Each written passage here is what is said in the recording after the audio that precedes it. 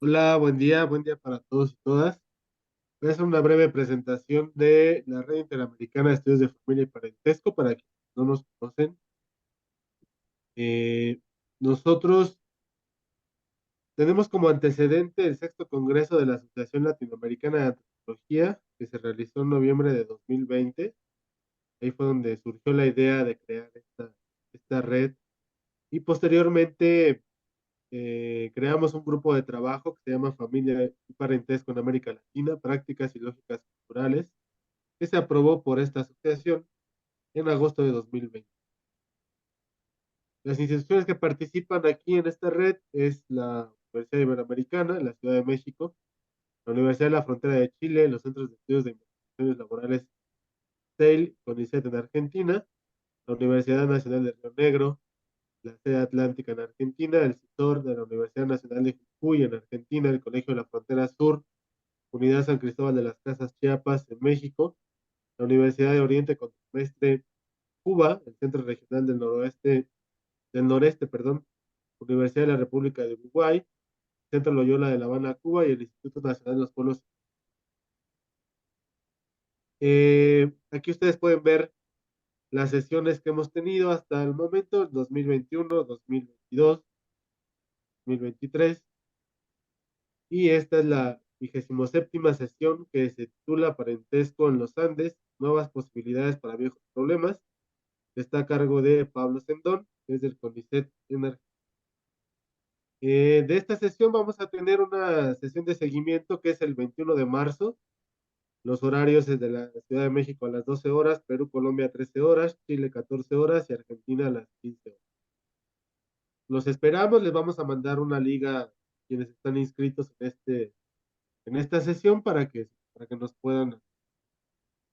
Y la 28ª sesión va a ser Familia y Reproducción Social en San José del Rincón, Estado de México, que estará a cargo de Armando Sánchez Albarrán de la Universidad Autónoma Metropolitana Azcapotzalco, en México, y será el miércoles 10 de abril en horarios de 12 horas Ciudad de México, 13 horas Perú y Colombia, 14 horas Chile y 15 horas. Los invitamos a que nos sigan en nuestra página de Facebook, que nos sigan en Instagram y a que vean, visiten nuestro canal de YouTube para poder ver todas las sesiones anteriores de este seminario permanente y también a que visiten la página de internet. Les vamos a estar pasando las ligas a lo largo de la sesión de hoy para que este, nos sigan por estas redes. Bueno, por mi parte es todo. Le paso la palabra a David Robichaud para que presente adecuadamente a Pablo. Bueno, buenos días, buenas tardes a todos. Es un gran gusto para mí presentar a Pablo Sendón, nuestro conferencista de ahora, que es un especialista sobre parentesco en los Andes, ¿no?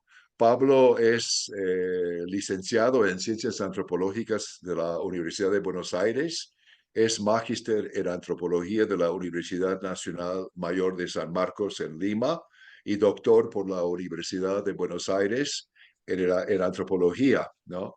Tiene un extenso trabajo de campo en los Andes de Perú, ha tenido puestos en comités editoriales y ha sido profesor, investigador invitado en Estados Unidos, Francia e Inglaterra. Su libro, Ayllus de Ausangate, Parentesco y Organización Social en los Andes del sur peruano, es un tomo de referencia que es una muestra de lo que produce un buen trabajo de campo. Ese libro está disponible. Si ustedes ven en Facebook, pueden encontrar ligas a varios de los trabajos de Pablo. También tiene artículos en revistas en distintos países. Bueno, les invito a conocer su currículum que está en nuestra página de Facebook. Si tienen alguna duda, nos pueden escribir para mayor información. Bueno, sin más, me es un gusto presentarles a Pablo Sendón. Adelante, Pablo. Bueno, voy a presentar.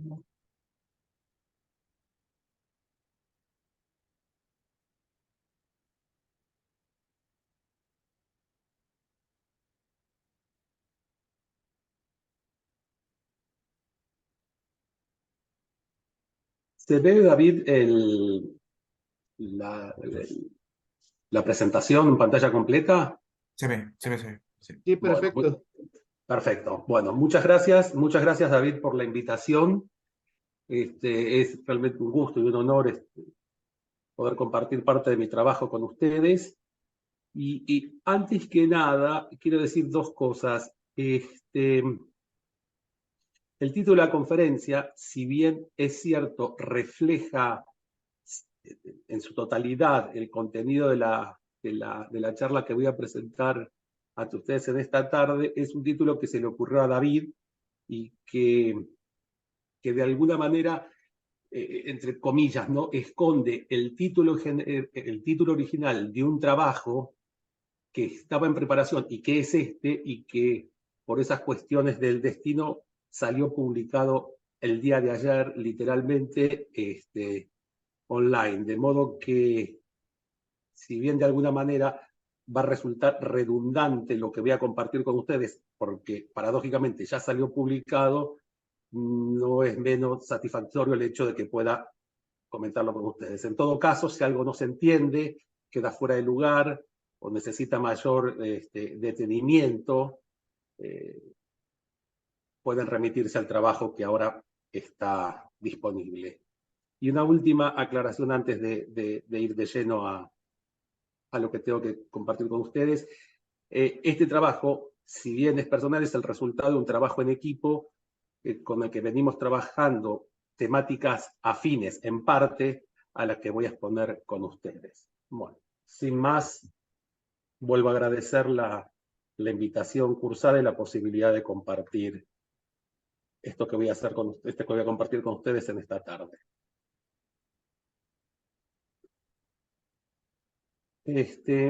Cuando se veía interpelado ante una pregunta que suponía el desarrollo exhaustivo de la problemática requerida, Tom Suidema solía reaccionar con la siguiente muletilla: esta es una pregunta muy difícil para la que voy a dar una respuesta muy fácil.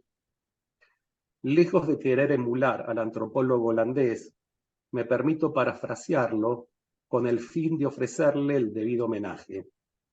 En efecto, el objeto de esta comunicación supone un problema muy difícil que voy a exponer de manera muy fácil. Apelaré entonces a vuestra indulgencia ante la omisión de las premisas que sustentan buena parte de las afirmaciones que presento a continuación.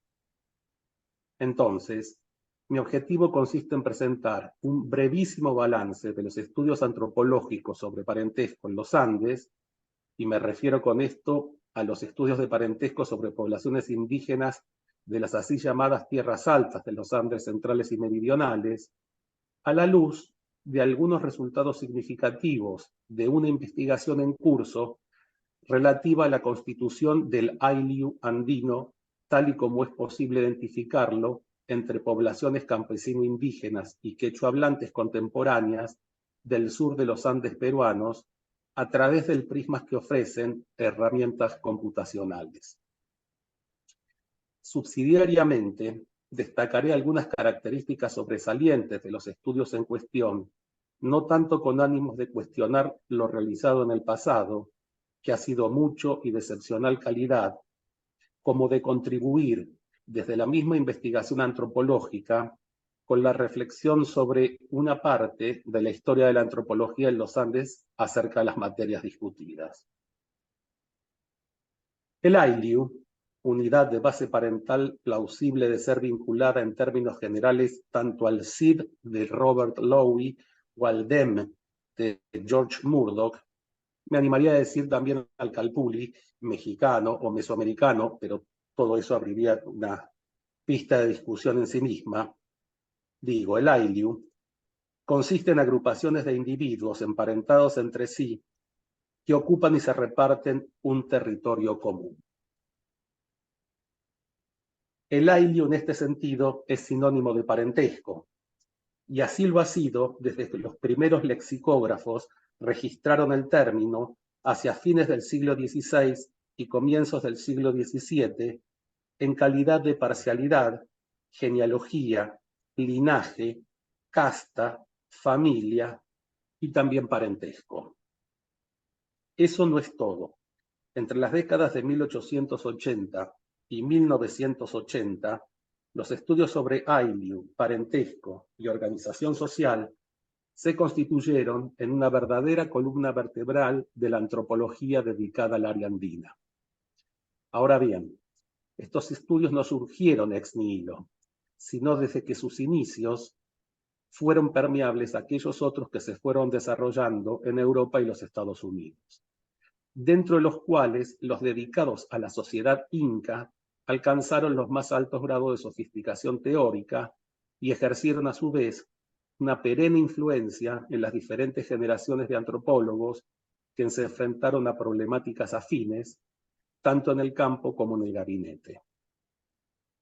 Siendo este el caso, de desconocerse los desarrollos de los estudios de parentesco en Europa y los Estados Unidos, poco y nada se apreciaría acerca de los desarrollos de los estudios de parentesco consagrados a la sociedad inca, y poco y nada se apreciaría acerca de la influencia directa que estos últimos ejercieron sobre las diferentes generaciones de antropólogos comprometidos en la investigación etnográfica.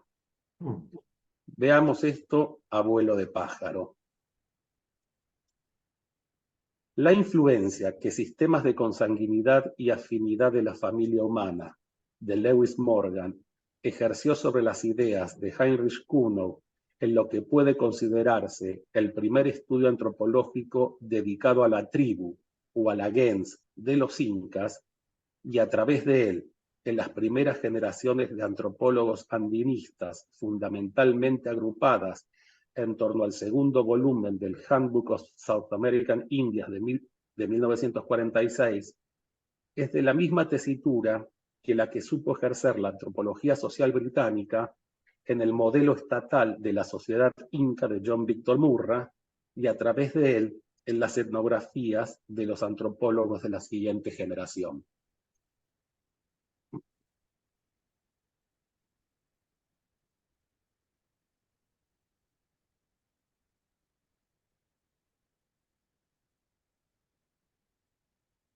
Tomo unos segundos para poder compartir las imágenes con ustedes y que ustedes las puedan visualizar. Una incursión fugaz por parte de la antropología lingüística de vanguardia en su momento en los Estados Unidos para el caso de la sociedad inca no fue impedimento para que una influencia aún mayor fuera ejercida por los estudios de Claude Lévi-Strauss consagrados a algunas tribus del Brasil central y oriental, tamizados por la lectura de Jean Pietrus Josselin de Ion y otros representantes de la Escuela de Leiden, y sometido a elaboraciones locales por parte de autores como Tom Suyama para el caso de los incas, o el australiano John Earls para algunos grupos indígenas contemporáneos de los Andes peruanos, descubriéndose en este último caso una afiliación explícita con la obra de Baldwin Spencer y Francis Gilliam.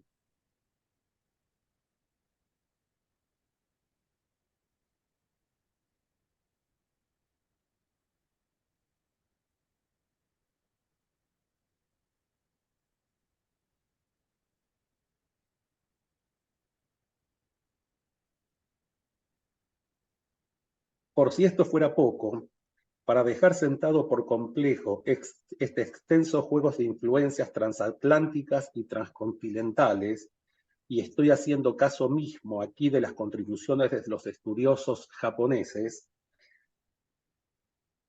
al decir de uno de los editores de la compilación de ensayos consagrados bajo el título, al decir de uno de los editores de la compilación de ensayos agrupados bajo el título Andean Kinship and Marriage en 1977 y publicado en castellano 3 años más tarde, el modelo que inspiró su publicación fue su par británico African Systems of Kinship and Marriage, publicado un cuarto de siglo antes. A lo largo de las últimas décadas, y al igual que lo sucedido al otro lado del Atlántico y en los Estados Unidos, los estudios sobre parentesco en los Andes se vieron expuestos a críticas culturalistas, feministas y ontologistas. Esto no significa que en las décadas en cuestión no se hayan publicado estudios fuertemente vinculados con la tradición anterior, tal y como son los casos, para citar solo dos ejemplos, de la monografía del noruego Harald Skark y el estudio de David Jenkins consagrado al Ayllu en sus versiones contemporáneas e incas e influenciados respectivamente por las propuestas de Frederick Barth relativas a los procesos de constitución y diferenciación étnica de los grupos humanos y las ideas de Paul Kirchhoff en torno al clan cónico. De todos modos, en la actualidad nadie se preocupa por el Ayllu en el Perú, ni los distintos órganos estatales ocupados en el diseño de políticas para las poblaciones indígenas y campesinas, ni los antropólogos, algunos de los cuales lo relegan al ostracismo al caracterizarlo como un fenómeno asociado a debates arcanos y pasados de moda. Y sin embargo, muchas de estas poblaciones continúan organizadas en Ayllus o lo estuvieron hasta tiempo reciente. Los estudios que se abocaron al tema a lo largo del siglo pasado lo hicieron prestando especial atención a diccionarios, terminologías de parentesco, fuentes diversas, mitos y rituales.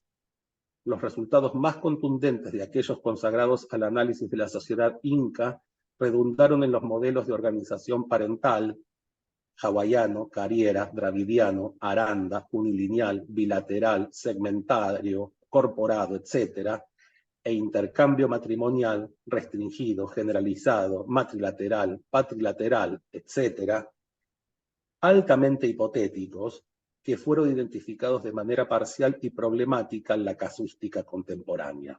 Repito la idea, los resultados más contundentes de estos estudios, y sobre todo aquellos consagrados al análisis de la sociedad inca, redundaron en modelos de organización social e intercambio matrimonial altamente hipotéticos que fueron identificados de manera parcial y problemática en la casuística contemporánea.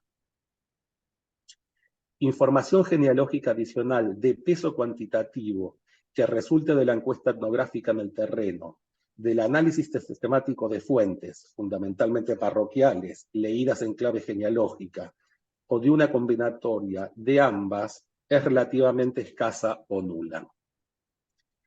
En lo que sigue, expondré los primeros resultados de una investigación en curso que se nutre de ambos tipos de información, genealógica y archivística, y sobre todo de su puesta en relación, con miras a destacar sus posibilidades exploratorias para el estudio del Ayllu y del parentesco en los Andes, en contraste con algunos de los lineamientos generales que caracterizan las investigaciones antropológicas sobre la materia, tal y como los he expuesto hasta aquí.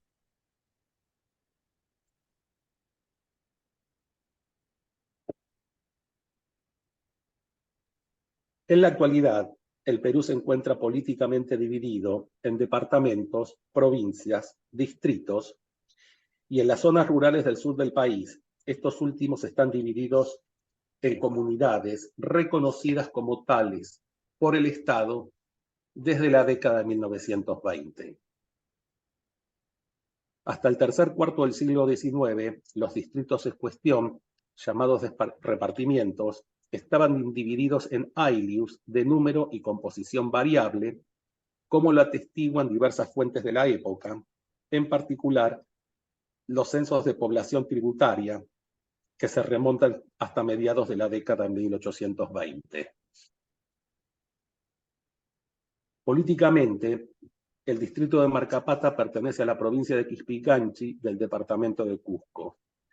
Creado como tal en 1869, el distrito tiene una superficie de 1.700 kilómetros cuadrados que se extiende como un tobogán desde por encima de los 5.500 metros sobre el nivel del mar hasta los 1.000 metros sobre el nivel del mar. En él reside una población fundamentalmente campesina y quechua hablante, de aproximadamente 4.300 habitantes, dedicada fundamentalmente a la actividad agrícola y pastoril. Si bien desde mediados de la década de 1980 el territorio marcapateño está dividido en 8 comunidades campesinas, que están señalizadas en la parte superior de la diapositiva. Digo, entonces, si bien desde mediados de la década del 80, de 1980, el territorio marcapateño está dividido en 8 comunidades campesinas, entre 1920 y bien entrada la década de 1960, estaba dividido en 4 comunidades indígenas que tenían la particularidad de llevar los mismos nombres de los 4 aylus en los que estaba dividido el repartimiento anterior desde al menos fines del siglo XVIII, de acuerdo con las fuentes disponibles, y hasta comienzos del siglo pasado.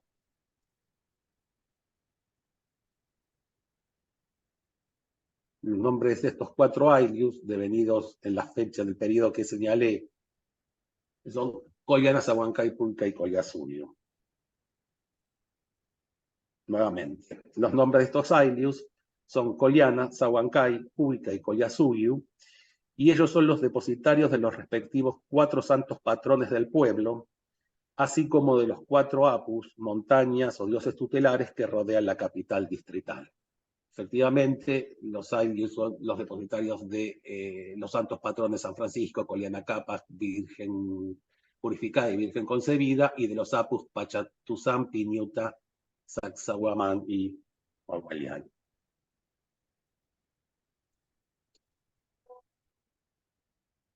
Durante las actividades rituales, en particular el cambio de techo de paja de la iglesia local, se observa un verdadero repliegue de las comunidades de reconocimiento reciente en las 4 más antiguas. Las primeras, efectivamente, son consideradas hijas de la segunda, de modo tal que los 4 aylus adquieren todo su protagonismo y esplendor. Todo este ritual que dura una semana que supone toda una semana de actividades, digamos, el espacio social del pueblo, la iglesia y demás, se ve sometido realmente a una división cuatripartita del trabajo, en virtud de la cual cada uno de los aylus es responsable de un sinnúmero de tareas que se pueden especificar eventualmente. Este protagonismo, es decir, el protagonismo de los aylus, no se circunscribe a la esfera ritual, sino que también se expresa en las actividades agrícolas, así como en la mitología local asociada a los héroes fundadores del pueblo y de la iglesia. Una asociación muy, muy interesante entre los aylus y el sistema de barbecho sectorial, que se practica de manera generalizada en el territorio marcapateño, y nuevamente adquieren también protagonismo, insisto, en la mitología local. Pero he insistido, yo acabo de insistir, que en los Andes el ayllu es sinónimo de parentesco, y el caso marcapateño no es una excepción al respecto. Y con miras a precisar esta constatación y evitando cualquier tipo de generalización a priori, he realizado entre los años 2005 y 2013 una encuesta genealógica a 46 de las aproximadamente 95 familias nucleares de comuneros empadronados que habitan el ayllu o comunidad collana. A esta primera base de datos incorporé entre los años 2021 y 2023 la información registrada en los libros parroquiales conservados en la iglesia local, que ascienden a 5 libros de matrimonio y 13 libros de bautismos, correspondientes a los años 1899, digo bien, y 2010, celebrados por las familias de todo el distrito.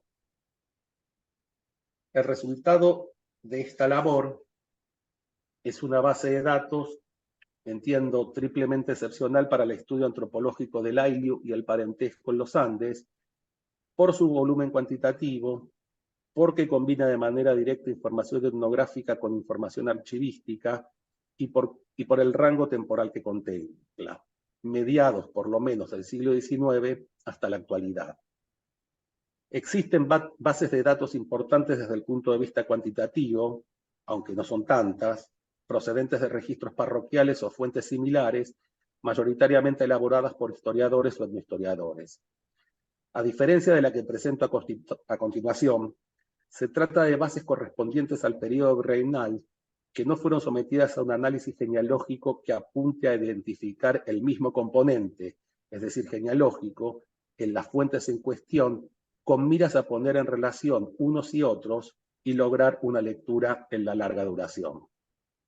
Para hacerlo, resulta imprescindible recurrir a herramientas computacionales del tipo de las empleadas por antropólogos e incluso algunas diseñadas por ellos mismos, interesados en problemáticas afines desde la última década del siglo pasado hasta el presente.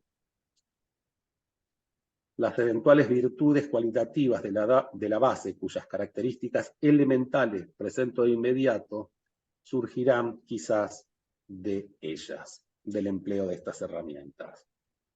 Debo decir, al margen, que una notable excepción con respecto al análisis genealógico de fuentes parroquiales y el empleo de herramientas computacionales para tal fin en el ámbito andino proviene de una investigación dedicada al parentesco y a las estrategias matrimoniales de los indios del común durante la colonia, a partir de información registrada en libros parroquiales, exclusivamente parroquiales, no hay información etnográfica, de cerca de 12.000 matrimonios celebrados entre 1682 y 1811 en los pueblos de Zacaca y Acacio, en el norte de Potosí, Bolivia. Desafortunadamente, la investigación en cuestión no pasó de su fase preliminar.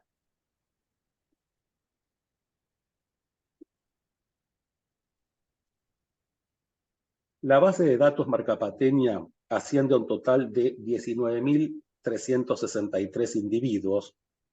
Recuérdese que la población total del distrito en la actualidad es de poco más de, distribuidos proporcionalmente entre hombres y mujeres, 10.090 hombres y 9.273 mujeres, en 7 u 8 generaciones a lo largo de por lo menos 150 años, procedentes de 3 tipos de registros. La encuesta etnográfica, que consiste en 1.064 individuos, 5 libros de matrimonios, que suman 3.895 individuos, y 13 libros de bautismos, que suman 14.404 individuos. Los primeros cubren el periodo, los libros de matrimonio, 1909 y 1996, y los segundos, los libros de bautismo, 1899 y 2010. Esta información ha sido ordenada en 2 tablas, una correspondiente a los individuos y la segunda a los matrimonios identificados en la base. En la primera se incorporó a los, la tabla individuos, en la primera, la tabla individuos, se incorporó a los individuos asignándoles un número de identidad y a sus respectivos padres y madres asignándoles también un número de identidad. En la segunda tabla, matrimonios, se incorporaron los matrimonios identificados en la tabla anterior a partir de los vínculos de paternidad y maternidad registrados en ellas. Con esta mínima información, es decir, individuo, paternidad, maternidad y matrimonio, es posible identificar, en caso de existir, una o varias redes genealógicas con todos los grados de parentesco involucrados en sus respectivas complejidades y completitudes. Asimismo, se pudo incorporar información adicional procedente de los libros parroquiales y de la encuesta etnográfica. De este modo, la tabla individuo contiene información relativa a la fuente de registro del individuo, etnografía y o libros parroquiales, en caso de estos últimos, libro, folio y número de bautismo o bautismo en el que ha sido registrado, nombre y apellidos, sexo, padre y madre, años de nacimiento, bautismo y muerte, lugar de nacimiento, desagregado por departamento, provincia, distrito, comunidad, sector y lugar, parroquia en la que se celebró el bautismo, padrino, madrina y lugar de residencia, desagregado de acuerdo con el mismo criterio adoptado para el lugar de nacimiento. La tabla matrimonio, que registra 5.366 uniones matrimoniales, contiene información relativa, allí donde se la ha podido identificar, a la fecha de celebración del matrimonio, la parroquia, los testigos y padrinos que participaron en él, y el libro y folio en que fueron registrados. Para los fines de la presente exposición, llamaré la atención acerca de 4 características sobresalientes de la base de datos y propondré 3 líneas generales de análisis para investigaciones futuras.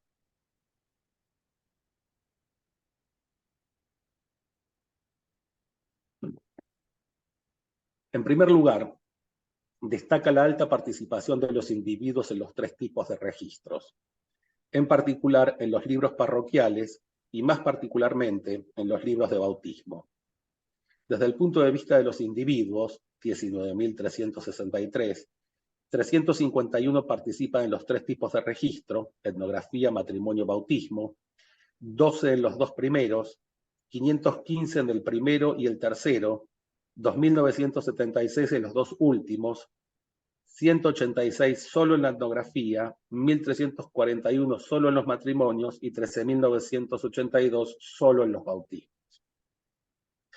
Ahora bien, muchos de estos individuos aparecen en más de una ocasión, muchos de estos individuos aparecen en más de una ocasión, en algunos casos en más de 10, incluso 50, e incluso 100 o más veces en los libros de matrimonio, de bautismo o en ambos, en calidad de padres y madres, esposos y esposas, padrinos y madrinas, ahijados, ahijadas, etc.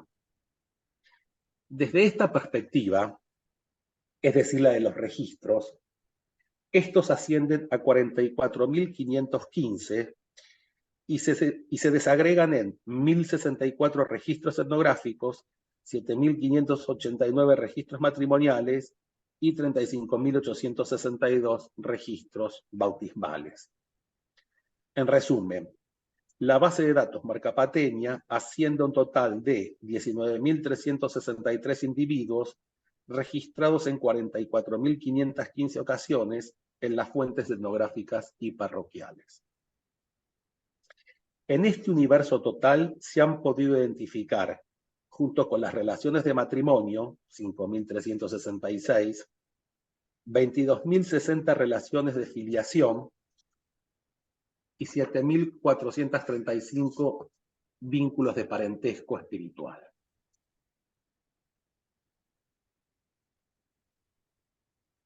En segundo lugar, si se observa la base de datos desde la perspectiva que ofrecen las relaciones de paternidad,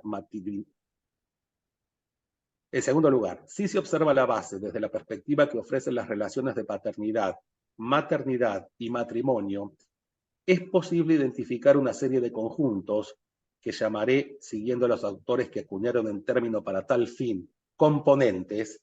Digo de vuelta, si observamos la base desde la perspectiva que ofrecen las relaciones de paternidad, maternidad y matrimonio, es posible identificar una serie de componentes, puntos de individuos, relacionados entre sí a través de al menos uno u otro de tales vínculos, y otros más que se construyen a partir de ellos. Los componentes en la base de datos marcapateña ascienden a 3.442. Es decir, en la base se puede identificar 3.442 conjuntos de esas características, de las que acabo de mencionar. Y entre ellos se destaca categóricamente uno por sobre los demás, con un número de 10.296 individuos, 5.201 varones y 5.095 mujeres. Los 3.441 componentes restantes cuentan con menos de 43 individuos. El salto es significativo. Tenemos un componente de 10.200 y pico de individuos y el siguiente que le sigue numéricamente de importancia tiene 43 individuos. Repito, entonces, los 3.441 componentes restantes cuentan con menos de 43 individuos, ascendiendo el promedio de todos ellos a 2.6 individuos, con 1.772 casos de individuos aislados, es decir, sin vínculos de paternidad, maternidad ni matrimonio con el resto de la población.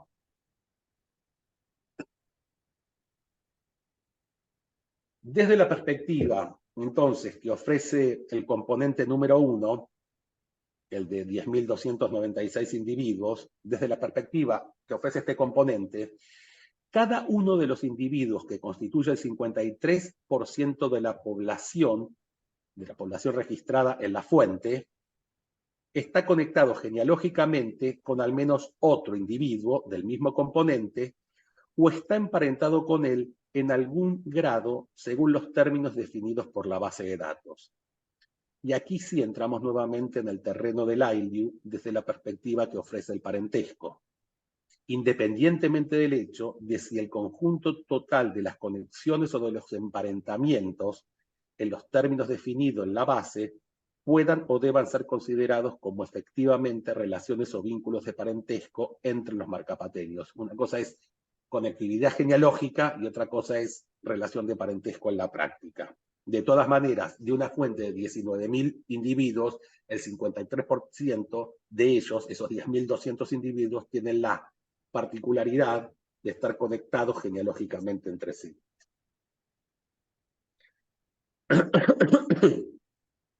Ahora bien, en tercer lugar, si a las relaciones de paternidad, maternidad y matrimonio del componente 1 se le suman aquellas correspondientes a los lazos de padrinazgo y madrinazgo registrados en los libros de bautismo, es posible identificar un segundo componente, componente 2, en el que esta vez participan 17.249 individuos, es decir, el 89.5% de la población registrada en la base de datos.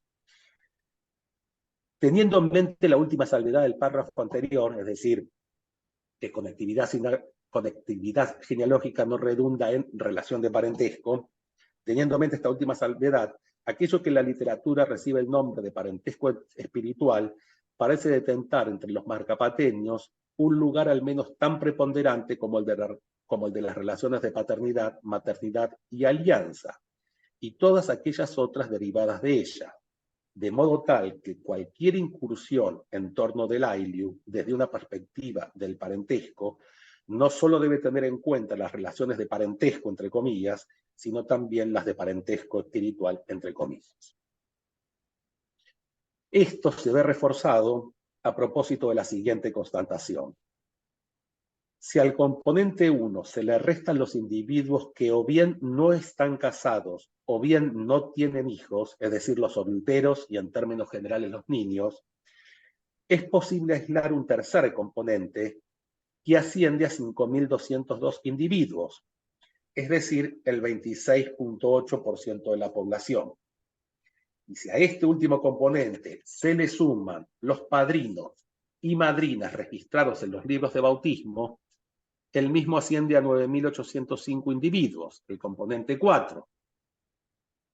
Un porcentaje poblacional cercano al del componente 1. En un caso son 10.000 individuos, en el otro 9.000 individuos. El 50.6% de la población registrada en la base de datos. Aunque más no sea de manera intuitiva, el aumento cuantitativo del componente 1, vínculos genealógicos, en el componente 2, vínculos genealógicos más parentesco espiritual, puede apreciarse en las siguientes dos figuras. Esta es una figura donde se muestra el componente 1 sin las relaciones de padrinazgo y madrinazgo, y acá se le suman las relaciones de padrinazgo y madrinazgo.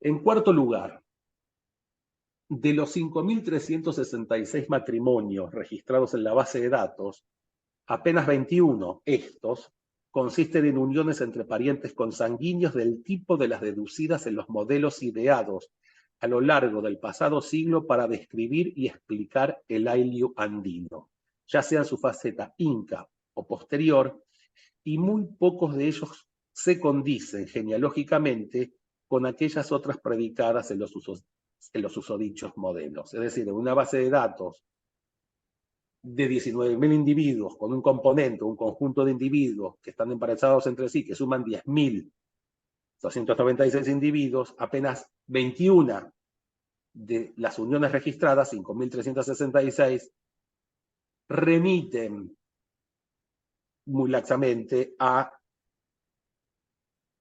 las uniones matrimoniales o las prácticas matrimoniales deducidas en los modelos ideados o concebidos a lo largo del siglo XX para dar cuenta de el parentesco andino y el ailio en particular. En rigor, estos 21 matrimonios involucran 41 circuitos de alianza matrimonial, conocidos en la literatura como anillos, que pueden agruparse en una misma clase según la siguiente característica común. Un individuo se casa con un pariente consanguíneo, como puede apreciarse en el caso ejemplificado en el primero de los diagramas de la siguiente figura.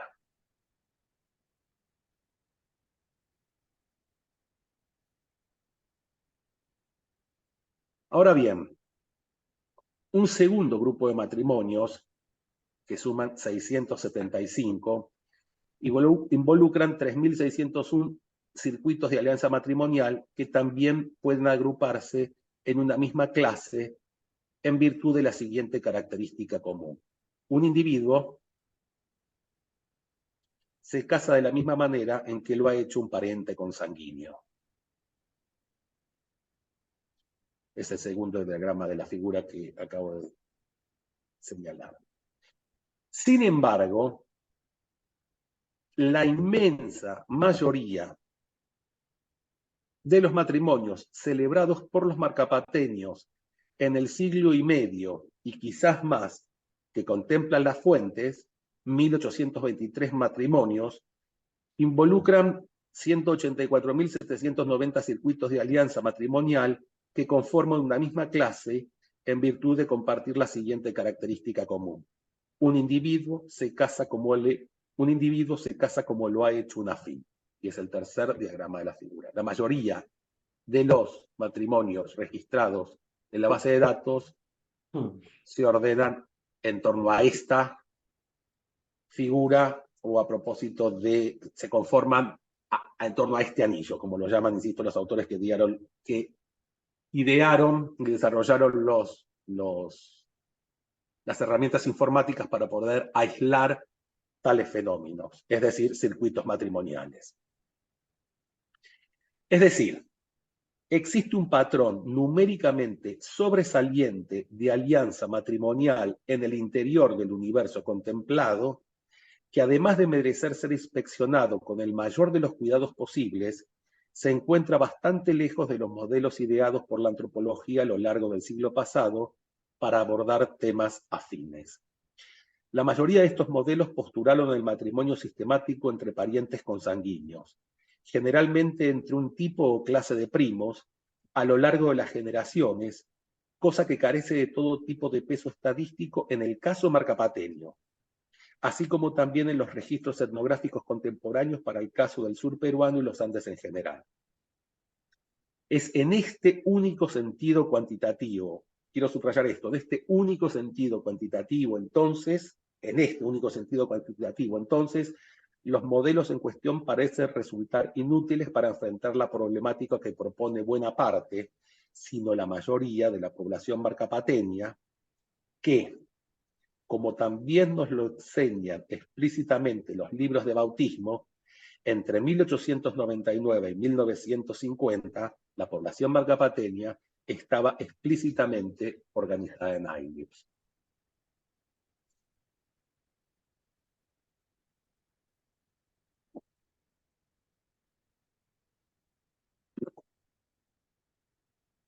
En términos cronológicos, los dos hitos más tempranos mencionados en el balance precedente sobre el ailio peruano, y más específicamente surperuano, y parte de los estudios antropológicos de parentesco dedicados a él, remiten a los años 1891 y 1899, coincidentes, respectivamente, con la publicación del primer estudio antropológico sobre el ailio incaico y con el primero de los registros de bautismos disponibles en el repositorio parroquial marcapateño, fechado el 1 de enero de 1899. Retrospectivamente, ambos eventos invitan a considerar la posibilidad de que desde el mismo momento en que la antropología como disciplina científica comienza a interesarse en el estudio de los fundamentos parentales del Ayllu, en su versión inca, es cierto, en estrecha relación con los resultados y modelos diseñados por la misma disciplina para poblaciones indígenas de otras latitudes, los indígenas marcapateños deciden, si es que no fueron obligados, o ambas cosas, a casarse en la iglesia y a bautizar a sus hijos en la misma institución, si es que no estamos en presencia de la continuidad y el afianzamiento de una práctica de larga duración, resultando todo ello en un diseño de morfología social que poco se condice con los modelos antropológicos en cuestión. La población marcapateña no está organizada ni en mitades, ni en secciones, ni en subsecciones o clases, ni tampoco se advierte en ella trazo alguno de organización tribal, como es el caso en los diferentes tipos de morfología social inferidos en los susodichos modelos. En este sentido, a la pregunta de acerca de cómo se casan los indios, que en buena medida parece haber guiado buena parte de las preocupaciones antropológicas sobre parentesco en los Andes a lo largo del siglo pasado, parecería necesario, a la luz del caso marcapateño, sumarle una segunda pregunta: ¿qué sucede cuando los indios se casan en la iglesia? Tal y como ha sido expuesto, el caso en cuestión invita a abordar el problema del Ayllu desde el presente hacia el pasado, y no al revés, como por lo general se lo ha hecho, y se sigue haciéndolo, a partir de la postulación de modelos más o menos hipotéticos de morfología social, deducidos de información parcial y fragmentaria, con miras a corroborar su eventual perpetuidad, metamorfosis o desaparición en el tiempo. La información temporal registrada en la base de datos permite seguir la pista de los Ayllus marcapateños hasta por lo menos mediados del siglo XIX, y me parece más razonable para su aprendizaje continuar incursionando en torno a ellos desde allí a un pasado más o menos remoto que el procedimiento inverso, siempre que las fuentes permitan hacerlo. En segundo lugar, este abordaje debe servirse de igual manera de los dos grandes registros que forman el corpus, genealogías y registros parroquiales, virtualmente disponibles en cualquier población campesina o en cualquier parroquia de una población campesina de los Andes surperuanos, bajo la condición de leer los unos en clave de los otros. Es decir, los registros en clave genealógica y las genealogías a la luz del parentesco espiritual. Ambos procedimientos permitirán ofrecer una mejor caracterización no solo del Ayllu, sino también de sus vicisitudes. En efecto, lejos de tratarse de una entidad temporal, estamos en presencia de una unidad de análisis que pareciera funcionar con reglas propias, todavía por descubrir y precisar, no exenta de eventuales transformaciones que, en principio, podrían ser resueltas mediante el recurso a estas mismas reglas que provendrían, por fin, del propio acervo parental del grupo. De no ser el caso, el Ayllu dejaría de ser sinónimo de parentesco y simplemente dejaría de existir como tal, como grupo de parentesco. Propongo entonces, como tercera línea de análisis, la identificación de las transformaciones del Ayllu en la diacronía, no solo a partir de factores exógenos y coyunturales, sino a partir de sus propias regularidades endógenas y estructurales que permitirían explicar su continuidad en el tiempo. Debido al volumen de la información de base, así como a la complejidad en la combinatoria de las variables ponderadas, todo esto sería imposible, inmanejable, sin el recurso a herramientas computacionales. Una última palabra sobre los modelos. Estoy lejos de querer dejar ante ustedes la impresión de que los modelos más o menos sofisticados ensayado por los estudios antropológicos de parentesco dedicados al ayllu en el área andina, digamos entre 1891 y 2001, carecen de relevancia y pertinencia para discutir problemas tales como los que he abordado en esta comunicación. Más bien todo lo contrario. Lo único que pretendí al subrayar el volumen genealógicamente cuantitativo con el que eventualmente es posible enfrentarse en el estudio del ayllu andino en su faceta contemporánea, es ratificar la siguiente conclusión enunciada con inmejorable maestría hace ya más de medio siglo. Puede concluirse, como la cocina considerada en estado puro, cocción de la carne, la alianza considerada en estado puro, implicando así exclusivamente cuñados en la relación de dador y tomador, expresa, para el pensamiento indígena, la articulación esencial de la naturaleza y de la cultura. En compensación, es con el nacimiento de una economía neolítica que acarrea la multiplicación de los pueblos y la diversificación de las lenguas y costumbres, con lo que aparecen, según los mitos, las primeras dificultades de la vida social resultantes del crecimiento de la población y de una composición de los grupos familiares más azarosa de lo que aceptaría la bella simplicidad de los modelos. Muchas gracias. Bueno, muchísimas gracias, Pablo. No tengo la... Bueno, muchísimas gracias, Pablo, por la exposición, algo que seguramente provocará mucha discusión. De hecho, yo tengo algunas dudas, pero prefiero guardarlas para la sesión de seguimiento que vamos a hacer el día 21 de abril a las 12 horas, hora de México, 15 horas Argentina, 14 horas Chile, bueno, etcétera. Bueno, voy a comenzar pasándote algunas preguntas que estoy viendo en el chat aquí. La primera que veo viene de Gabriel Guajardo. Dice, muchas gracias por la excelente exposición, profesor Pablo Sendón. Si pudiera profundizar, por favor, acerca del estado actual de la investigación antropológica del ayllu en el área andina, además de las críticas desde ciertas corrientes de pensamiento que otros factores lo explican. No sé si quedó clara la pregunta. No sé si quieres tomar eso primero. Entendí la primera parte. Entendí la primera parte. Estado actual sobre las investigaciones del ayllu en el área andina, y la segunda parte. La segunda parte, además de las críticas desde ciertas corrientes de pensamiento que otros factores lo explican. Muy bien. No sé. ¿Podrías responder a esa pregunta? ¿Cómo no? No, el estado actual de las investigaciones sobre el ayllu en el área andina es nulo. Bueno, hay que tomarlo con parte. Es interesante, está bien. No es que sea nulo, pero es... Bueno, sí, en parte es nulo. Eso no significa que los estudios de parentesco en el área andina se hayan dejado de lado. Lo que sí ocurre en el ámbito de la antropología, digamos, voy a decirlo así, entre 1890 y 1980, poco más, poco menos, es la antropología la que lleva la bandera a los estudios de parentesco del área andina, y en buena medida los estudios de parentesco del área andina son los estudios sobre el ayllu.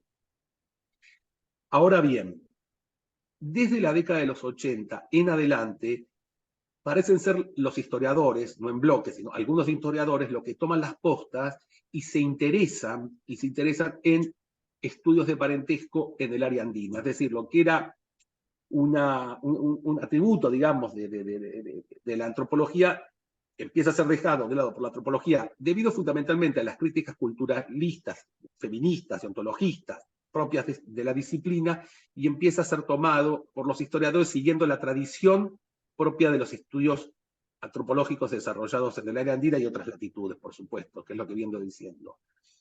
En ese sentido, los estudios en cuestión en el ámbito de la antropología quedaron muy relegados y recién ahora, en los 2000, empezaron a ser retomados.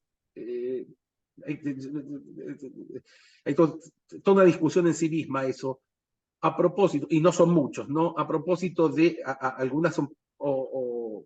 algunas publicaciones que tienden a afiliarse en lo que se llama nuevos estudios de parentesco que están relacionados con, sí, posicionarse dentro de la crítica antológica, culturalista, insisto nuevamente, feminista, y realizan publicaciones sobre la materia en dichos ámbitos. Hace poco, creo que el año pasado, salió un nuevo manual de estudios de parentesco publicados en la Universidad de Cambridge, por la Universidad de Cambridge, creo que es Handbook of Kinship Studies o algo por el estilo, y hay un capítulo dedicado a los estudios de parentesco del área andina que refleja justamente esto que estoy señalando, y que el participante, ¿no es cierto?, que hizo esa pregunta se puede remitir a dicho manual y a dicho capítulo para tener una respuesta un poco más acabada. Muy bien. Bueno, pues también yo creo que lo tuyo es algo importante para mencionar, ¿no? Es un enfoque que no se ha aplicado demasiado y creo que ofrece una perspectiva muy diferente, ¿no? Es una crítica muy importante a qué tipo de datos usaban los antropólogos cuando... Creo que eso está en fondo del asunto, que habrá que discutir más. Pero voy pasando a otras preguntas. Este de Jaime Carrión, que es investigador de INAH aquí en México, dice, excelente presentación y me parece que entendí que desde las estadísticas que ofrece el archivo difícilmente hay una mayor profundidad para los diversos tipos de matrimonio entre primos. O será, a ver, espérame que se pierde el mensaje. No sé si tú, o será que si hay un posible perdón, o será que si hay un posible porcentaje de matrimonios entre primos cruzados y primos paralelos? No, no, no hay nada de eso. No hay matrimonios entre parientes, entre muchas comillas, consanguíneos. No hay matrimonio entre primos. En el caso paramargateño no hay matrimonios entre primos. Hay 21 casos, esos que mencioné, y el resto es otra cosa. Bueno, eso es lo que yo también entendí, o sea que habría que analizar todos los tipos de parentesco que hay, pero es como muy raro, ¿no? El matrimonio entre parientes cercanos. Muy bien. Gracias, gracias por la exposición. Quería preguntarles de Javier González Díaz, que trabaja sobre el Ecuador. Quería preguntar, por favor, dónde se puede encontrar la publicación de esta investigación, la que apareció ayer. No sé si quieres enviarnos por el chat A ver, la si la busco y liga la o busco. después lo hacemos, ¿sí? Sí, A ver, un segundo. ¿Cómo entra en internet? sí. Bueno, o sea que le pasamos luego la liga para acaba de salir ayer, ¿verdad? Buenas tardes, eso es de Nelson Antequera, de Bolivia. Muchas gracias por la exposición. Un abordaje muy interesante y con una gran cantidad de información. Quisiera saber si en la base de datos se toma en cuenta la dimensión territorial. A ver, espérame, Sí, no alcanzo. Para realizar las alianzas de parentesco, tanto matrimonial como espiritual. Saludos desde Bolivia. por supuesto, esto es una primera presentación de la base, y acentué que es una presentación, lo que he presentado son características de la base, no características de, sí, un análisis, los resultados pero son de un análisis de la base atendiendo a lo que ocurre en el caso etnográfico. Sí, sí, por supuesto que hay un montón de información relativa al espacio y posibilidades exploratorias para analizar un montón de variables diversas relacionadas al parentesco, al matrimonio, al padrinazgo y al espacio, a la composición espacial del caso etnográfico, que es que al detentar cierto grado de completitud por la abarcación que permite realizar la fuente, virtualmente todo el distrito y sus divisiones territoriales, me parece realmente insisto, de unas posibilidades exploratorias excepcionales. Yo quiero decir una cosa a algo que dijiste, David, brevemente. Tú dices, lo tuyo es excepcional. No me parece que es excepcional, me parece que es cuantitativamente más grande. Punto. Lo que hago, creo que me afilio a toda esa línea de investigación que he resumido de manera muy mezquina, ¿no es cierto? A la primera parte de mi exposición, digo, porque es mucho más grande, problemática, inspiradora, pero me he topado con una gran cantidad de información cuyo volumen cuantitativo es excepcional para el tratamiento de la materia e impone preguntas alternativas y la búsqueda de respuestas alternativas. Yo, en el libro que mencionaste, Aelius de la Usangate, si bien procuré volcar un montón de información que creo también que es cuantitativamente excepcional para el ámbito de los estudios andinos, no deja de ser un estudio artesanal, es decir, hecho a mano alzada, que es la manera en que la mayoría de las personas, de los antropólogos y los colegas con que converso y que conozco, ¿no es cierto?, trabajan. En términos generales, hay excepciones, por supuesto, cuestiones de parentesco. Creo que Juan Pablo Ferreiro es una excepción notable al respecto, lo conozco su trabajo y viene ensayando trabajos sobre poblaciones indígenas y fuentes parroquiales y demás en el ámbito local, con el uso de técnicas de herramientas computacionales. Yo, en mi caso, que trabajo estos temas desde hace 30 años ya, es la primera vez que me veo enfrentado a someter la información a este tipo de tratamientos única y exclusivamente porque de otra manera no pueden ser tratados. No pueden ser tratados. Puedes recortar, por supuesto, y volver al análisis artesanal. Puedes recortar, me interesa analizar esto, pero insisto, las posibilidades exploratorias las posibilidades exploratorias demandan, ¿no es cierto?, un tipo de herramientas que no necesariamente contradicen lo que se hizo, digamos, a lo largo, desde la publicación de sistemas de consanguinidad y afinidad de la familia humana. Y por eso la cita de Lévi-Strauss. Lévi-Strauss era consciente de esto, hace más de medio siglo. Bueno, hay otra pregunta de Alejandro Díez Hurtado. Gracias por la presentación, Pablo. Coincido en que las lógicas de parentesco, pero también las denominaciones, los nombres son transformados por el registro hispano y luego republicano. A veces es poco como... Es muy larga la pregunta. Los sistemas de parentesco varían en consecuencia. De hecho, los cambios son distintos en el tiempo y en los distintos espacios andinos. Una pregunta, ¿cómo era la transmisión de apellidos en los registros que trabajas? En los archivos coloniales de Piura, es que es muy largo y para...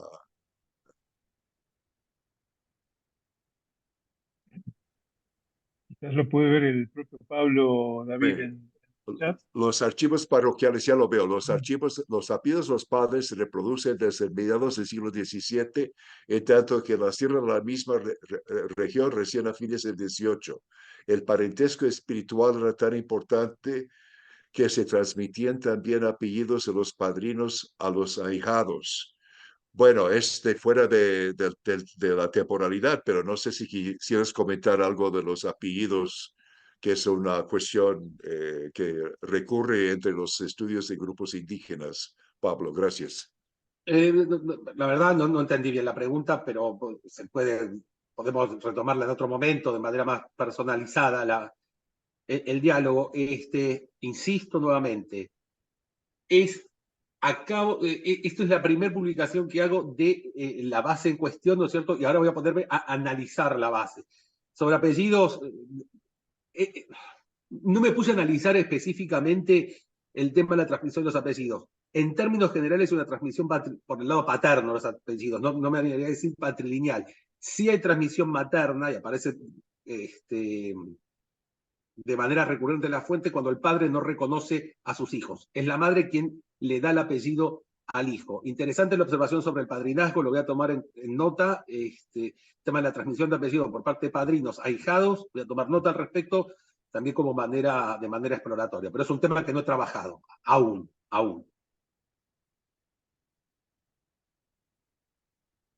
Muy bien, gracias, Pablo. Otra pregunta, más bien un comentario de Giselle Chang de Costa Rica. Felicidades por la minuciosa investigación. La primera pregunta es, cuando se refiere a parentesco por afinidad, ¿incluye las relaciones espirituales? Y la segunda pregunta es, ¿el parentesco por afinidad a quiénes incluye o excluye? Por ejemplo, mestizos, personas foráneas a la comunidad. Muchas gracias. Por casamiento y por afinidad me refiero a alianza matrimonial. Punto. Matrimonio. No hay padrinos.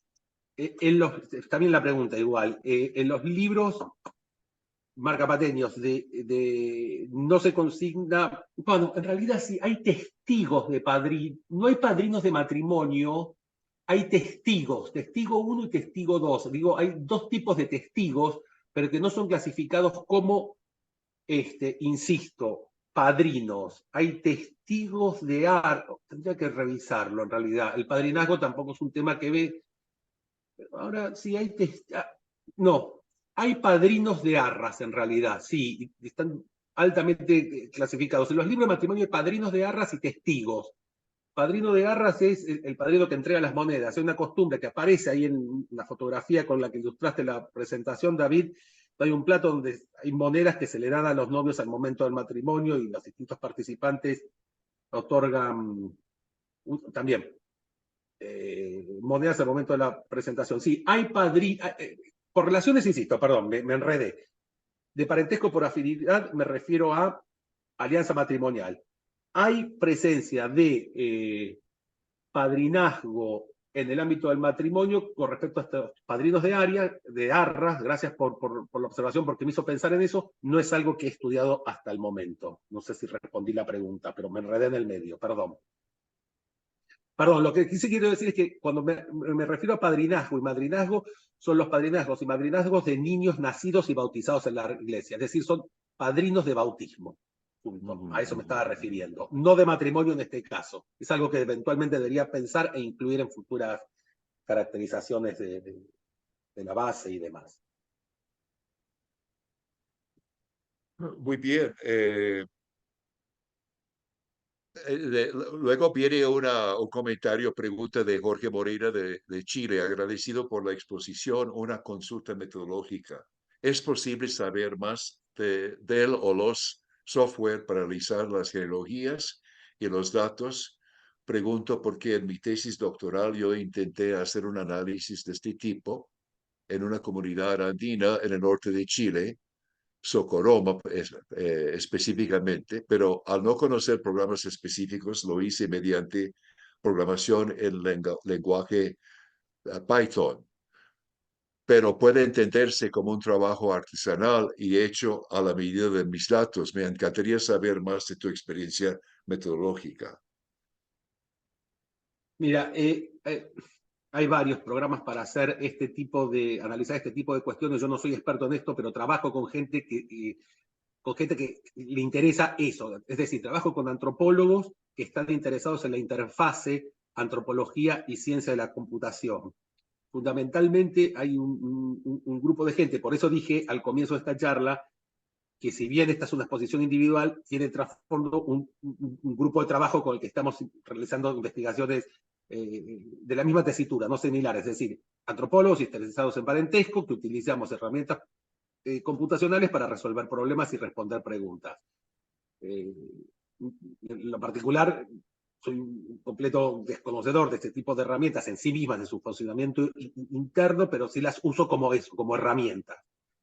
Y hay programas disponibles, y la mayoría de ellos, si no todos ellos, son de acceso gratuito y están localizados en en sitios de acceso público para analizar tipos de problemas. Para el análisis de alianza matrimonial propiamente dicho, la gente de la Universidad de Sao Paulo desarrolló un programa que se llama MACPAR, Máquina del Parentesco, por ejemplo, que, insisto, está disponible online, por un lado, y hay publicaciones que he señalado al pasar, ¿no es cierto?, al respecto, al pasar las diapositivas, hay publicaciones con las cuales se puede acceder acerca de las características del programa y si bien, y digamos, algunas directrices para poder operar con él. También un equipo de antropólogos franceses de la Universidad de París 10 en Nanterre, no importa, desarrolló otro software que en este preciso momento se me acaba de ir el nombre. Si me escribes, te puedo pasar perfectamente los nombres, ¿no es cierto?, y los links para que puedas acceder no solamente a los softwares, que son de acceso libre, sino también a los artículos en las publicaciones que los explican y desarrollan teoría al respecto. Digamos, hay casi, no te diría una biblioteca, pero hay muchas publicaciones en torno a herramientas computacionales diseñadas por antropólogos para tratar problemáticas como las que he señalado hoy, ¿no?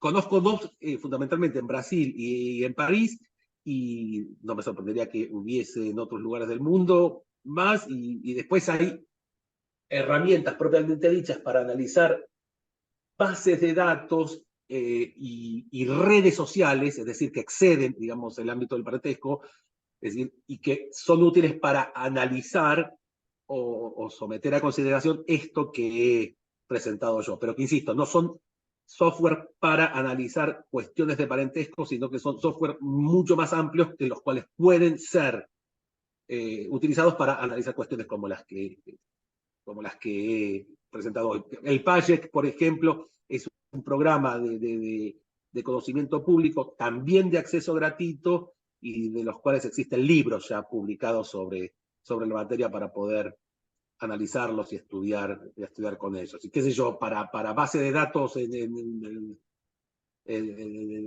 Microsoft, el Access o Excel, qué sé yo, no sé, son de gran ayuda también para volcar la información y después someterlos a estos otros software para trabajar y hacer preguntas más específicas. Pero insisto, te invito a que me escribas si quieres, si estás interesado en ello, y podemos intercambiar información, o te puedo por lo menos yo brindar la información que yo conozco. Pablo, si quieres escribir en el chat tu correo para otros más expresaron interés también en comunicarse contigo. A ver, espérate. Bueno, Sí, sí. sí, bueno. De Magdalena García del Colegio de Michoacán, acá en México. Muchas felicidades al expositor, magnífico trabajo. Una pregunta, diría que la pervivencia del AIU como organización familiar preponderante a lo largo del tiempo pudo deberse a la eficiencia como cohesionador social. No lo sé. No sé por qué.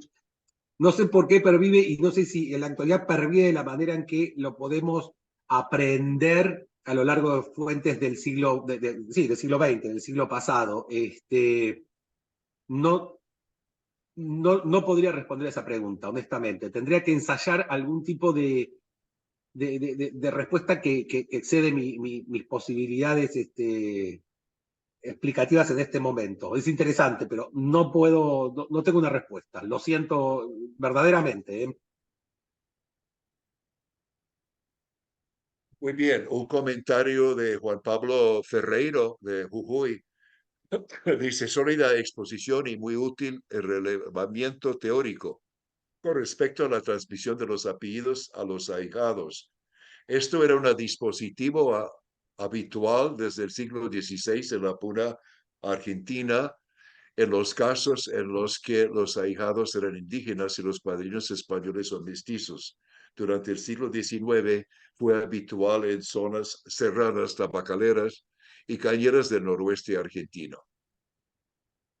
Interesante. Es un comentario Interesante, y lo tomo nota de eso.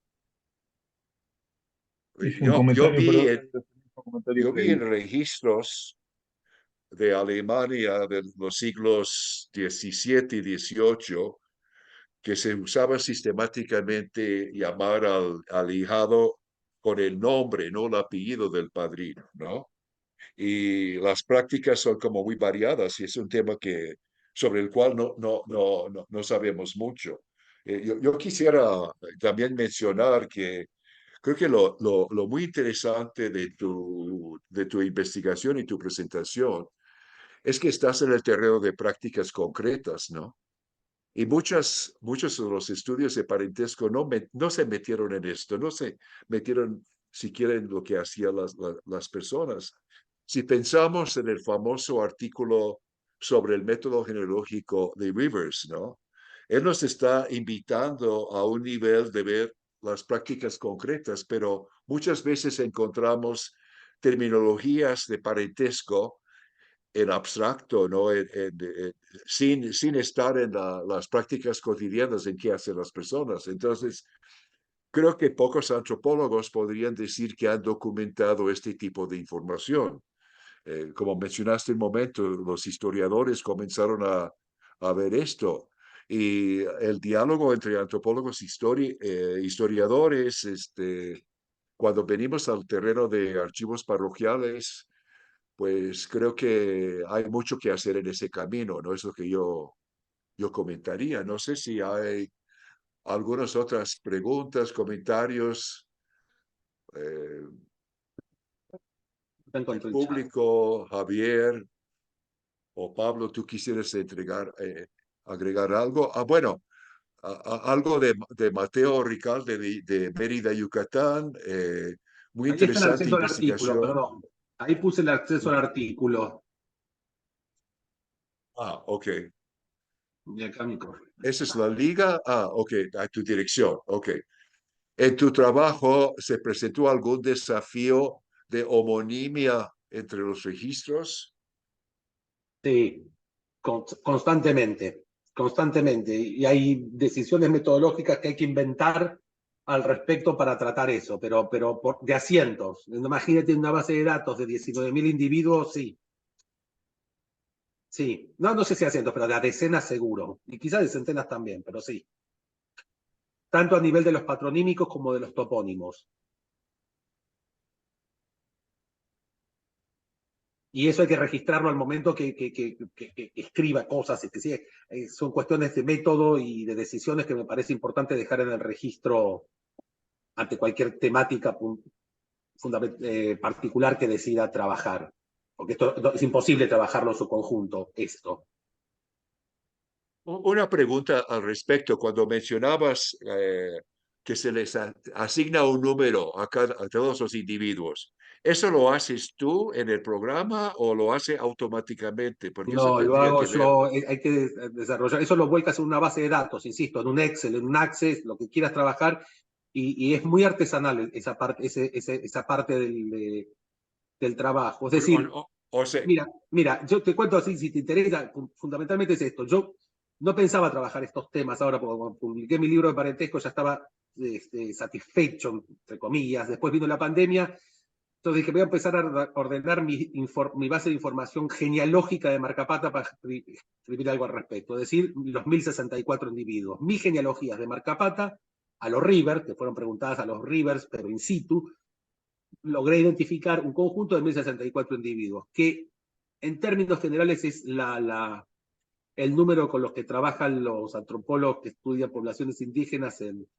Sudamérica, los que yo conozco, en Brasil, en Bolivia, ¿no es cierto? Que trabajan con poblaciones, los interesados en parentesco, de 1000 personas. Pero después estimulados con este grupo de gente de la Universidad de Sao Paulo, con los que estoy trabajando, dije, ¿por qué no incorporamos la información de libros parroquiales? Es decir, los de matrimonio, que ascendió la población de 1.600 a 5.000 individuos, y después, ¿por qué no sumamos los de bautismo?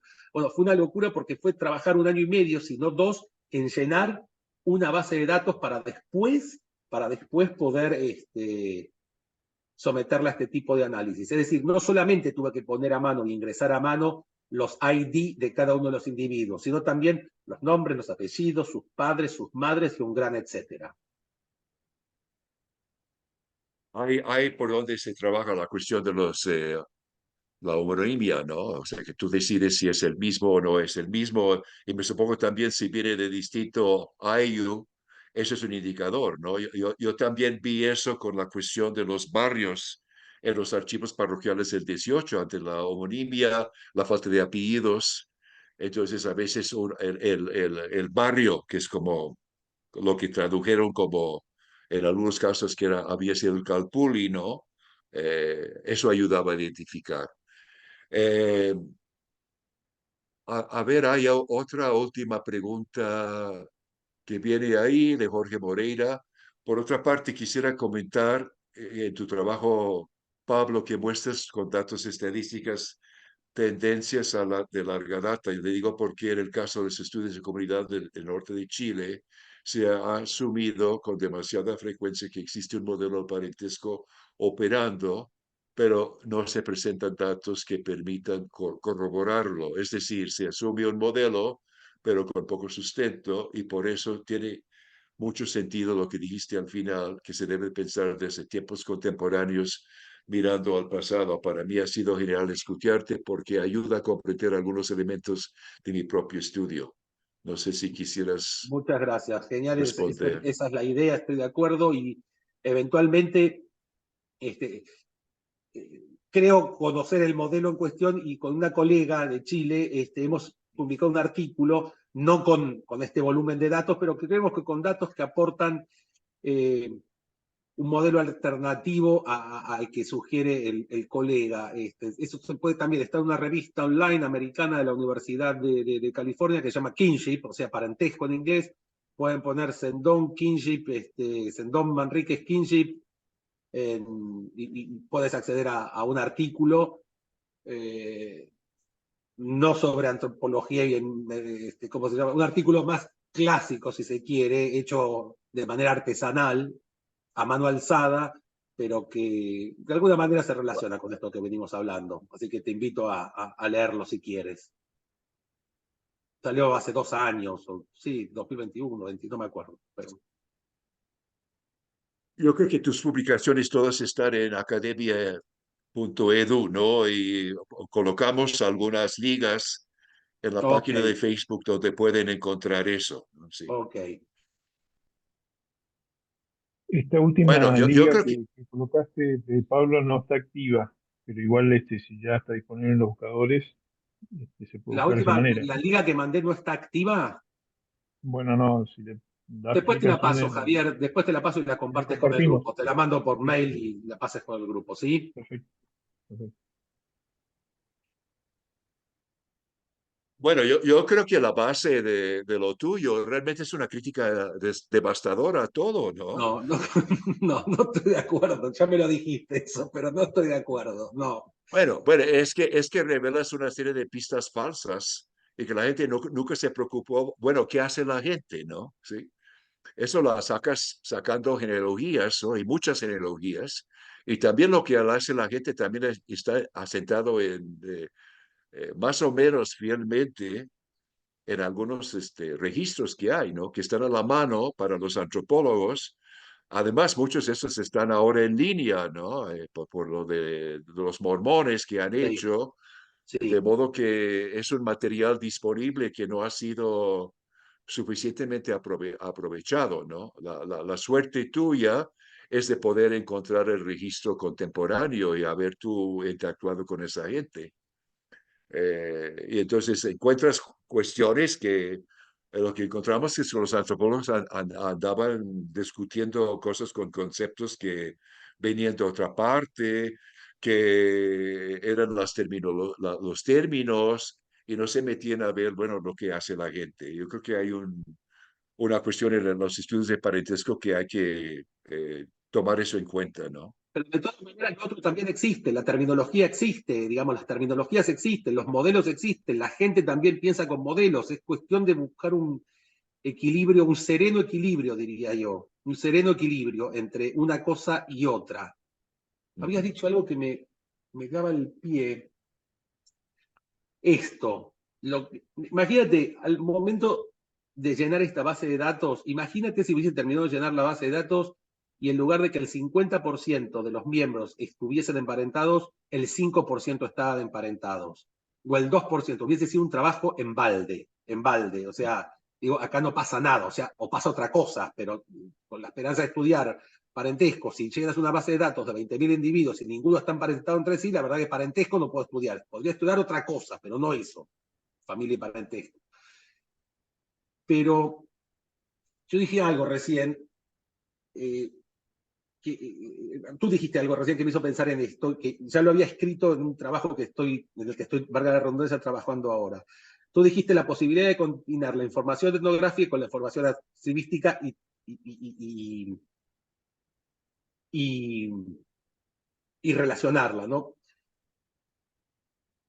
Esta base de datos, lo interesante es que al yo levantar una base de datos genealógica en el terreno y analizarla como tal, es decir, genealógicamente, tengo un universo de análisis, lo que hicieron los antropólogos siempre, lo que hicimos los antropólogos siempre. Ahora bien, yo veo esta base de datos, es lo que dije, de 1.000 y pico de individuos, y de esos 1.000 y pico de individuos, 900 no sé cuánto, ya estaban incorporados en los registros parroquiales. Es decir, podría haber accedido a estos mismos individuos prescindiendo de la encuesta etnográfica en el terreno,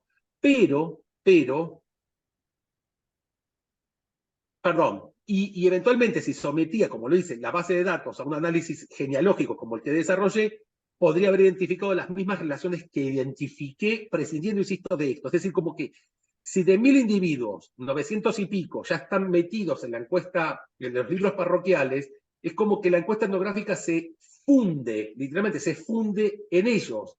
Pero lo interesante es que es posible acceder o visualizar los libros parroquiales de la manera que los visualizo debido a la encuesta etnográfica. Es decir, yo digo, acá hay gente que está emparentada, y los libros si están emparentadas, están acá dentro, en este universo, que también es un universo de individuos parentales. Ahora bien, la única diferencia, que es lo que también señalé, es que mientras que la encuesta etnográfica la puedo analizar a mano, 10.000 y pico de individuos es imposible analizarlo a mano. O sea, 10.000 y 1.000 también es muy difícil, es una cuestión de escala.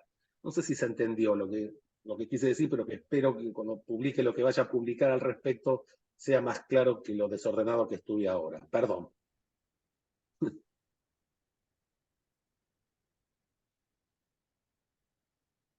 Disculpe.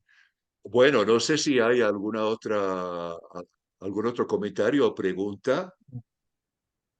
A mí, mientras David, me gustaría hacer un comentario general.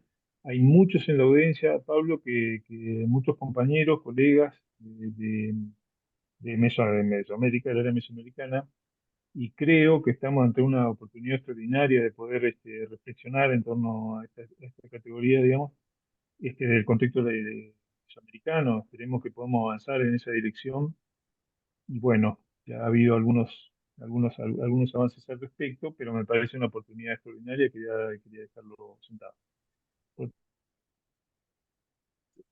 un lado, creo que varios estamos muy interesados, digamos, en tratar de entender los posibles modos en que podemos observar la eventual vigencia, digamos, de este tipo de formaciones o de organización social en los trabajos, ¿no? Actualmente. No sé si tengas un comentario para esto, simplemente lo dejo en esa a tener en Te cuenta. escuché muy entrecortado. Disculpe, claro, ahí puso David que tu conexión está mala. Casi ni te entendí.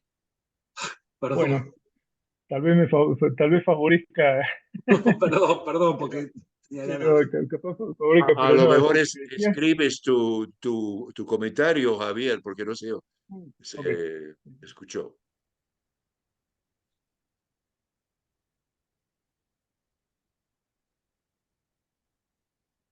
quizás se escucha mejor ahí. Bueno, no, simplemente que hay muchos colegas del contexto mesoamericano que están interesados bueno, que estamos interesados en tener una comparación entre la IU y la Calpulli, ¿no? Digamos, como grandes categorías así en las que estamos pensando, y que es una tarea pendiente, ¿no? Que estamos ante una oportunidad, yo diría, extraordinaria de encarar reflexión, ¿no? Que por otro lado, Totalmente, totalmente, totalmente. Estoy completamente de acuerdo. Totalmente. por otro lado, si no lo hacemos digamos, los antropólogos, los historiadores, bueno, ¿quién más va a llevar estos temas, ¿no? Es decir, de alguna manera conviene hacernos cargo. Por otro lado, era simplemente decir que muchos estamos interesados digamos, en los distintos modos en que podemos rastrear la vigencia de estos, en nuestros trabajos actuales, ¿no? Y simplemente era el comentario. Perfecto, tomo nota. Muchas gracias, Lo muchas primero, gracias. totalmente. Ujú, ok. Bueno, pues esa es una idea que tenemos de hacer una sesión de que se haga un tipo de comparación entre los estudios sobre Ayllu y el Calpulli en Mesoamérica, ¿no? Pero ese es un proyecto que les avisaremos. Quizás Jorge Martínez, es hora de ir como presentando el cartel de la próxima sesión con el enlace para inscribirse, ¿no? Y también para indicarles que vamos a tener el día 21 de marzo una sesión de seguimiento con Pablo. Eso sería una ocasión en que ustedes pueden formularle directamente sus preguntas. Ya no será la pregunta comentario por chat, sino directamente a todos los que se inscribieron en esta ocasión van a recibir el enlace, ¿no? Para esa sesión que sería a las 12 horas de México, 15 horas Buenos Aires. Jorge acaba de mandar la liga en el chat, pueden inscribirse de una vez y también va a mostrar bueno, aquí la información sobre la sesión de seguimiento eh, el 21 de marzo a la misma hora. Bueno, creo que van a cambiar de hora en Chile. Luego, la sesión 28 para el miércoles 10 de abril, estamos tomando en cuenta que Semana Santa para muchos son vacaciones. También la semana después de Semana Santa, en varias instituciones en México son vacaciones. Por eso no figura esta sesión como el primer miércoles del mes de abril, sino el segundo miércoles, ¿no? Mientras tanto, no sé si hay alguna otra pregunta o Pablo, si quisieras tú agregar alguna otra cuestión que se ocurre. No, creo que dije todo lo que quería decir, salvo reiterar el agradecimiento por la invitación, por supuesto, y agradecer también los comentarios, ¿no es cierto? El interés que suscitó esta pequeña charla entre los participantes. Muy agradecido. Pues no, es al contrario, Pablo, muchas gracias por compartir algo que considero como muy innovador y luego discutimos lo que yo he hecho, algo similar y diferente a la vez, pero mejor en otro espacio, ¿no? En otro momento. Yo no sé si hay alguien más, una última pregunta, comentario a Pablo antes de despedirnos. Eh, esperamos que, digamos, para principios de la próxima semana esta presentación esté en nuestro canal de YouTube, ¿no? Si no hay más, pues entonces vamos a decir, bueno, muchas gracias a todo el equipo de apoyo, al equipo de Temuco en Chile, a Miguel, a Guillermo Davidson, a Jorge Martínez. Gracias por estar aquí también, Javier y otros miembros de la red. Esperamos que pues se conecten el 21 de marzo y también en abril. Si no hay más, también, pues, pues muchas gracias, Pablo, ¿no? Gracias a ti. Gracias a ti. Pues yo creo que podemos como dejar de grabar y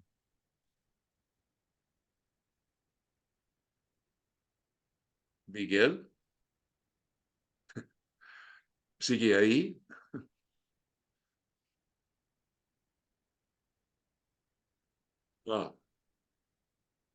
Ah, está Guillermo. Sí, Bueno, podemos dejar de grabar.